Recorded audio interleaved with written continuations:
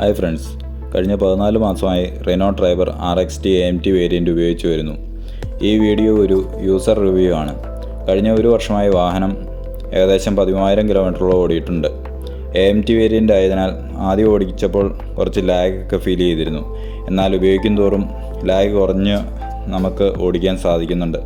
പവറിൻ്റെ കാര്യം പറയുകയാണെങ്കിൽ വാഹനം ഒരു 1000 cc വാഹനമാണല്ലോ, അതുകൊണ്ട് തന്നെ ഒരു സഡൻ പിക്കപ്പ് ഒന്നും പ്രതീക്ഷിക്കരുത്.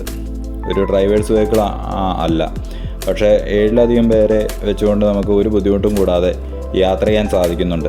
സസ്പെൻഷൻ നല്ല സസ്പെൻഷനാണ്. ഗ്രൗണ്ട് ക്ലിയറൻസ് ഉള്ളതിനാൽ വണ്ടിയുടെ അടി തട്ടുമെന്ന് ഭയപ്പെടേണ്ട. മൈലേജിൻ്റെ കാര്യം പറയുകയാണെങ്കിൽ ഹൈവേസിൽ ട്രാഫിക് കുറവാണെങ്കിൽ 18 കിലോമീറ്ററിലധികം നമുക്ക് കിട്ടുന്നുണ്ട്. സിറ്റി ഡ്രൈവിൽ 11 മുകളിൽ കിട്ടും.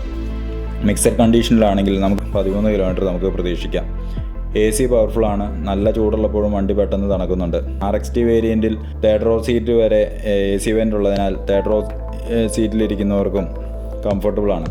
തേർഡ് റോ സീറ്റ്സ് പെട്ടെന്ന് നമുക്ക് അഴിച്ചു മാറ്റാൻ സാധിക്കുന്നതിനാൽ ലഗേജ് എല്ലാം കൊണ്ടുപോകാൻ സൗകര്യപ്രദമാണ്. തേർഡ് റോ സീറ്റ്സിൽ കുട്ടികൾക്ക് ഒരു കുഴപ്പമില്ലായിരിക്കുന്നതിന്, മുതിർന്നവർക്ക് ചെറിയ ദൂരങ്ങളിലൊക്കെ യാത്രയ്ക്ക് ഒരു ബുദ്ധിമുട്ടുമില്ല. ഡ്രോബാക്സ് പറയുകയാണെങ്കിൽ 3 സിലിണ്ടർ എഞ്ചിൻ ആയതിനാൽ വളരെ നോയ്സിയാണ്. എഞ്ചിൻ തീരെ റിഫൈൻഡ് അല്ല.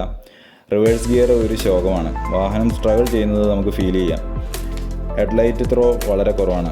ഇൻറ്റീരിയർ പ്ലാസ്റ്റിക്സ് ഹാർഡ് പ്ലാസ്റ്റിക്സ് ആണ്, അതുകൊണ്ട് തന്നെ ക്വാളിറ്റി അത്ര ഫീൽ ചെയ്യില്ല. ഡോർസ് അടയ്ക്കാനും തുറക്കാനും കുറച്ച് ഹെവിയാണ്.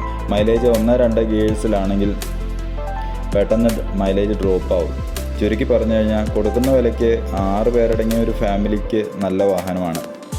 ഇത്രയും പറഞ്ഞുകൊണ്ട് ഈ വീഡിയോ ഇവിടെ അവസാനിപ്പിക്കുന്നു. നന്ദി, നല്ല നമസ്കാരം.